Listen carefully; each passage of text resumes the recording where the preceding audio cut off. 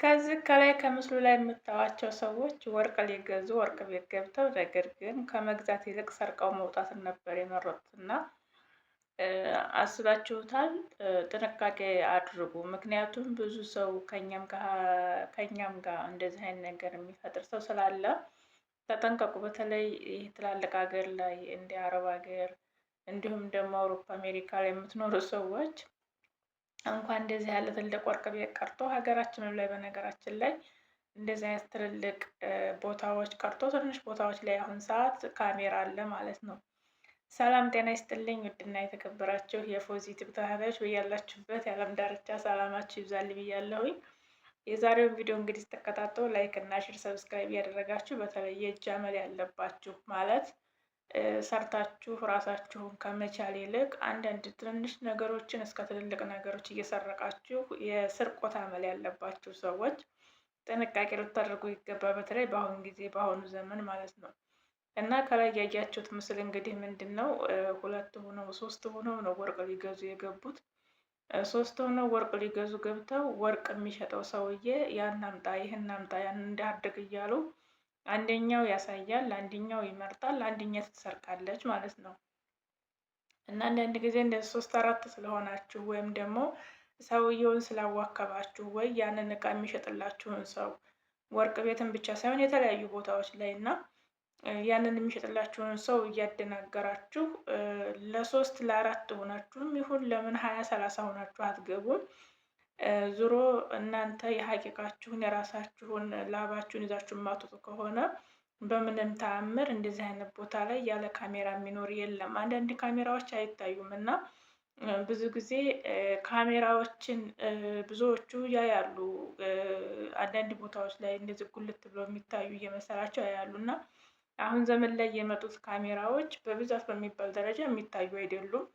የሚገርመው ነገር ግድግዳ ጋር እንደ ምንድን ነው ስሙ እንደ ቀለም ሆነው የሚቀቡ ሁሉ አሉ እየተባለ ነው። አሁን ልክ ግድግዳ ነው የሚመስሉት ወይም ደግሞ ጌጣጌጦች ጋር ነው አብረው ቁጭ የሚሉት እና እንደ ፕላስተር ነገር ልጥፍ ያደርጓቸዋል። ከዛ ይኑርም አይኑርም የምታዩት ነገር የለም እና እንደዚህ አይነት ነገር ስለመጣ ወይም እንደዚህ አይነት ካሜራ ስላለ የበፊቱ አሁን ወይ ቦግልም ሲል ይታያል፣ ወይ የሆነ ላይት ነገር ያሳያል፣ ወይ ቁጭ ብሎ ይታያል፣ ወይ እንደ ቴሌቪዥን ውስጥ በቴሌቪዥን ላይ ይታያል። ብቻ የተለያዩ ነገሮች ይታዩ ነበር የበፊቶቹ ካሜራዎች። በተለይ አረብ ቤት ስንገባ ራሱ አሁን አብዛኛው አረብ ቤት ካሜራ የለም ይላሉ እህቶቻችን ማለት ነው። ግን ብዛት በሚባል ደረጃ በአሁኑ ሰዓት ካሜራ የሌለበት ቤት የለም። ለምሳሌ አሁን ይሄኛ ቤት ካሜራ አለው፣ ነገር ግን ካሜራው ዝግ ነው። ምክንያቱም ሴትዮዋችን እኛ ምንም እንደ ቤታችን ስለሆነ ሁለ ነገሩ ልቅ ነው እዚህ ቤት።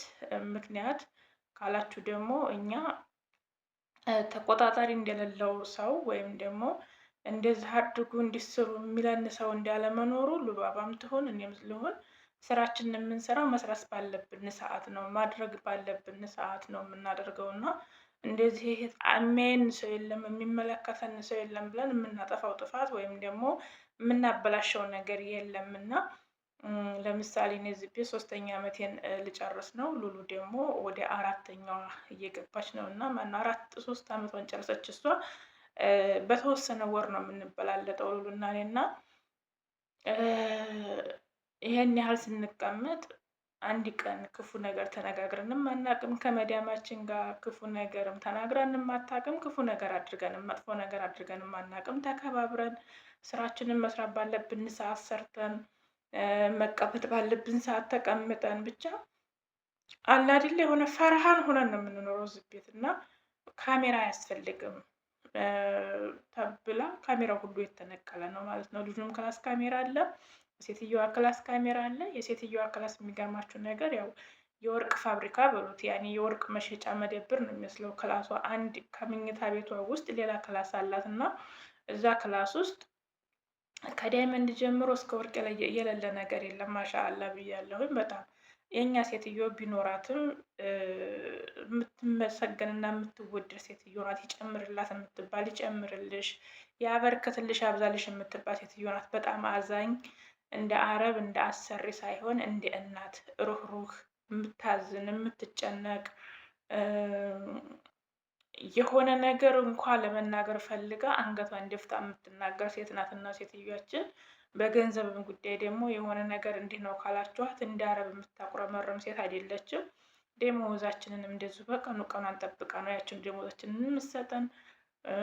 ለመስጠት ችግር የለባትም ሴትዮዋችን እና ይጨምርልሽ ብያለሁኝ እኔ ያው ሀብቷን ያሳድግላት እና ምላችሁ ፈልጌ ነው። ከታመናችሁ ካሜራ ቢኖርም ካሜራው ይዘጋል ማለት ነው። ዋናው እምነት ነው ለሰው ልጅ። የትኛውም ቦታ ላይ ስትሄዱ እምነት ይኖራችሁ፣ ታመኑ እና አሁን ላይ ብዙ እህቶቻችን አረብ ቤት የተለያዩ ነገሮች እየሰሩ እየተያዙ ነው። በተለይ ደግሞ የምንመሰላችሁ አብዛኞቹ ዝም ይሏቸው እና መጨረሻ ላይ ወደ ኢትዮጵያ ሊገቡ ሲሉ ሻንጣቸውን በመፈተሽ የተለያዩ ነገሮችን በማድረግ ወደ ኢትዮጵያ ሊገቡ ሲል ነው ጉድ የሚያፈሉባቸው ማለት ነው። ልክ በቃ ዝም ብለው እየሰረቁም እያዩቸው የተለያዩ ነገሮችን እያደረጉ እያዩቸው ዝም ይላሉ። ምክንያቱም በተለይ ጣለም ስትሆኑ ኩንትራት ስትሆኑ ከዚህ የትም አባቷ አትወጣም፣ የትም አባቷ አትሄድም፣ ሀገር ብገበም ከኔ እጅ ላይ ነው የምትሄደው እያሉ ምንም ነገር እንትን አይሏችሁም፣ አይከታተሏችሁም፣ አይቆጣጠሯችሁም እና ወደ ኢትዮጵያ ስትሄዱ ግን ጉድ ያፈላሉ።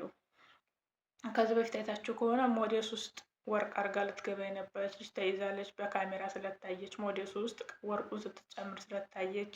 እንግዲህ ማንም ሰው በካሜራ ሲመረመር ወይም ደግሞ እንትን ሲል በካሜራው ሲጮህ ይወጣል ኤርፖርት ላይ ምናምን እንጂ እንደዚህ አሁን በእይታ ወይም በጥርጣሬ ሞዴስ ላይ የለበሰችው ሞዴስ ላይ ወርቅ ይኖራል ብሎ የሚያስብ የለም። ስለታየች ብቻ እንግዲህ ወርቅ አደረገች። ልክ እንደ ነገር ትሳፈር እንደ ዛሬ ወርቁን ቀዳ ሞዴስ ውስጥ አደረገች። ከዛ ለበሰች ማለት ነው። ከዛ ለብሳ እያዩት ስለሆነ በካሜራ እያዩት ስለሆነ ልክ ከቤት ልትወጣ ስትል አስወለቋት። ራስ ካስወለቋት በኋላ እንግዲህ ሞዴሱ ሲታይ እሷ ፔሬድም ላይ አይደለችም፣ ምንም አይደለችም። ግን ለወርቁን ለመያዝ ስለሆነ ነበር የተጠቀመችበት።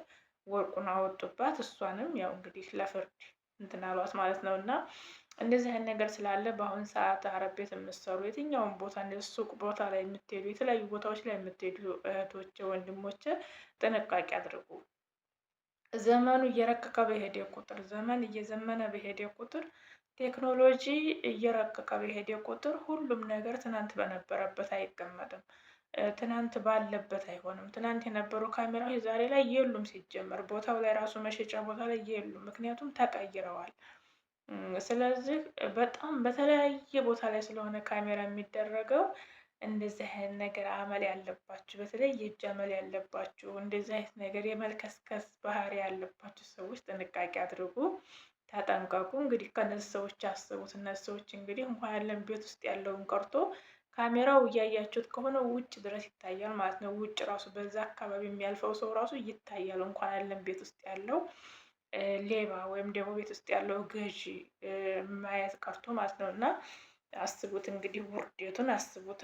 እነሱ እንግዲህ 3-4 ሆነው ደህና ወርቅ ሰርቀው ሂደው ሊካፈሉ ነበር እና ካሜራ ይዟቸዋል ማለት ነው። እና መጨረሻው ብዙ ነው እንትኑ ቪዲዮ መጨረሻው ድረስ ሲያዙ ምናምን ያሳያል። ያው እዚህ ላይ ኮፒራይት ያስይዘኛል ብዬ ፈርቼ ነው ቆርጬ ያስገባሁላችሁ የተወሰነችውን።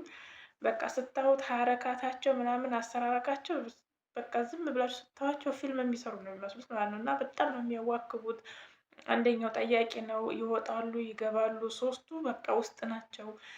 ልክ እንደማይታወቁ ሆነው ምናምን ነው እንትን የሚሉት። ወረቀት የሚያነሳለ የተለያየ ነገር ወርቅ ሳጥኑን ልክ እንትኑን ይሄ የተደረደረው እንትን አለ እሱ ነው ብድግ አድርገው ይዘው ሄዱት ማለት ነው። እና በጣም ነው የሚገርመው።